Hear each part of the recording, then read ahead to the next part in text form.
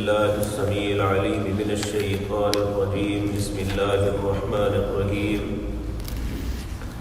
وإذ قلتم يا موسى لن نؤمن لك حتى نرى الله جهرة فأخذتكم الصاعقة وأنتم تنظرون ثم بعثناكم من بعد موتكم لعلكم تشكرون وظللنا عليكم الغمام وأنزلنا عليكم المن والسلوى كلوا من طيبات ما رزقناكم وما ظلمونا ولكن كانوا أنفسهم يظلمون. حضرات محترم، اللہ رب العزت نے جب موسیٰ علیہ السلام اور آپ کی قوم کو فرعون اور آل فرعون سے نجات دی تو کل کی مجلس میں یہ ضمناً عرض کیا تھا کہ اللہ نے موسیٰ علیہ السلام کو کوہ طور پہ بلایا کہ 40 دن کے لیے آؤ، اور آپ کے ساتھ 70 لوگ ایسے تھے جنہیں چنا گیا تھا، جو معاشرے میں بڑے اچھے لوگ سمجھے جاتے تھے، ان کو بھی حضرت موسیٰ علیہ السلام ساتھ لے کے گئے. جب وہاں اللہ کی عبادت کرتے کرتے 40 دن کا دورانیہ ختم ہوا تو اللہ رب العزت نے موسیٰ علیہ السلام کو تورات عطا کی. جب آپ تورات لے کے اپنے ان ساتھیوں کے پاس لوٹے اور کہا یہ اللہ نے میرے ساتھ کلام کی ہے اور اللہ ہی نے مجھے یہ کتاب دی ہے،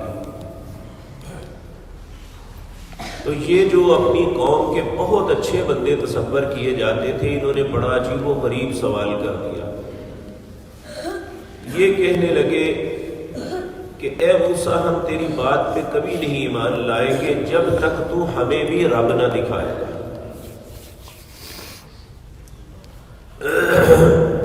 اب یہ بڑی عجیب بات ہو گئی کہ اگر موسیٰ علیہ السلام کے بس میں یہ بات تو نہیں تھی کہ یہ رب کو دکھا دیتے، اللہ سے التجا ہی کر سکتے تھے، اور مشکل یہ بن گئی کہ جن لوگوں کو بطور گواہ بنا کے ساتھ لایا تھا وہی جو ہے بدبخت ہو گئے. تو موسیٰ علیہ السلام کے سامنے دوسرا کوئی رستہ نہیں تھا، تو موسیٰ علیہ السلام نے اپنے رب سے دعا کی، ربی ارنی انظر الیک، اے میرے اللہ میں آپ کو دیکھنا چاہتا ہوں. اللہ رب العزت نے فرمایا قال لن ترانی، موسیٰ تو مجھے نہیں دیکھ سکتا، ولکن انظر الی الجبل، اس پہاڑ کی طرف دیکھ، فإن استقر مکانہ فسوف ترانی، اگر یہ پہاڑ اپنی جگہ پہ قائم رہا تو موسیٰ تو بھی مجھے دیکھ لے گا. فلما تجلی ربہ للجبل، جب اللہ رب العزت نے پہاڑ کے اوپر اپنی تجلی ڈالی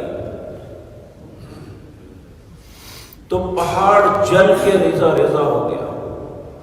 ایک کڑک اور ایک بڑا سخت دھماکہ ہوا.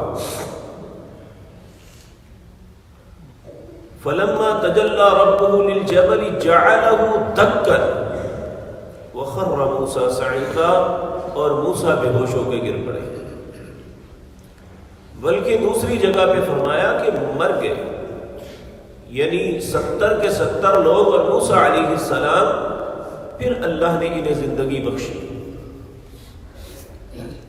اور اس کا تذکرہ یہاں ضمناً کر رہے ہیں. وَإِذْ قُلْتُمْ يَا مُوسَىٰ، جب کہا تم نے موسیٰ علیہ السلام سے اے موسیٰ لن نؤمن لک، ہم ہرگز آپ پہ ایمان نہیں لائیں گے حتی نری اللہ جہرۃ، یہاں تک کہ اللہ کو ظاہر نہ دیکھ لے. فأخذتكم الصاعقۃ وأنتم تنظرون، پھر ایک کڑک نے انہیں پکڑ لیا اور تم دیکھ رہے تھے سارے، یعنی سب ایک دوسرے کو دیکھ رہے تھے کہ ایک کڑک نے ایسا پکڑا کہ وہ مر گئے. ثم بعثنا من بعد موتکم، تمہارے مرنے کے بعد میں نے دوبارہ تمہیں زندہ کیا لعلکم تشکرون، تاکہ تم شکر کرو۔ پھر اس کے بعد اللہ نے ان پہ یہ انعام کیا کہ یہ صحرائے سینا کے اندر بھٹک رہے تھے، آگے رستہ نہیں مل رہا تھا، اور یہ سب کچھ ان کی کرتوتوں کی وجہ سے کہ 40 سال تک صحراؤں میں یہ گھومتے رہے، انہیں رستہ ہی نہیں ملا تھا۔ تو اللہ رب العزت فرماتے ہیں پھر بھی مجھے ترس آیا، وَظَلَّلْنَا عَلَيْكُمُ الْغَمَامَ وَأَنزَلْنَا عَلَيْكُمُ الْمَنَّ وَالسَّلْوَىٰ۔ اب صحراؤں میں تو کوئی کھانے پینے کی چیز نہیں ہوتی، نہ پانی دور تک ہوتا ہے، ہر جگہ سیراب نظر آتے ہیں، لیکن جب انسان چلتے چلتے تھک جاتا ہے، مر جاتا ہے، لیکن پانی نہیں ملتا۔ تو اللہ رب العزت فرماتے ہیں ہم نے تمہارے اوپر بادلوں کی چھت بنا دی کہ صحراؤں کی گرمی میں جھلسنے کے بجائے تم آرام کے ساتھ رہو۔ وَأَنزَلْنَا عَلَيْكُمُ الْمَنَّ وَالسَّلْوَىٰ، میں نے تمہارے لیے من اور سلوہ اتارا۔ من کیا ہے؟ مننا کیا ہے؟ اس کے متعلق کہتے ہیں جس طرح کھمبی اگاتی تھی اس طرح یہ چیزیں اگتی تھی کہ رات کو کچھ بھی نہیں ہوتا، صبح ہر طرف یہ سب کچھ ہوتا، اور یہ بڑی مرغوب بات تھی، اسے یہ کھا لیتے۔ سلوہ کہتے ہیں بنے ہوئے بٹیر کو، کہا یہ دونوں چیزیں تمہیں دی، اور کہا کلوا من طیبات ما رزقناکم، کھاؤ ان پاکیزہ چیزوں کو جو ہم نے تمہیں رزق دیا۔ لیکن آگے جا کے آئے گا کہ انہوں نے اس پہ بھی قناعت نہ کی۔ اللہ فرماتے ہیں وما ظلمونا ولکن كانوا انفسهم یظلمون، ہم نے ان پہ کوئی ظلم نہیں کیا تھا بلکہ یہ خود اپنے آپ پہ ظلم کرنے والے تھے۔ یعنی ہر عہد کو توڑ دینا، اللہ اور اس کے رسول کی ہر بات پہ اعتراضات اٹھانے، یہ یہودیوں کا شیوا تھا۔ اے امت محمد رسول اللہ صلی اللہ علیہ وسلم ولا یکونوا کالذین اوتوا الکتاب، اللہ نے اپنی پاک کلام سورۃ حدید کے اندر فرمایا کہ تم اہل کتاب کی طرح نہ ہو جانا۔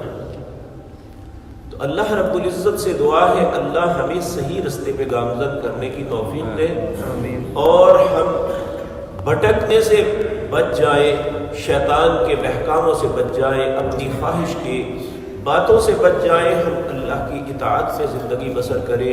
یہی انسان کی عزت اور عظمت کا راز ہے۔ اللہ ہمیں اسی رستے پہ چلائے۔ اقول قولی ھذا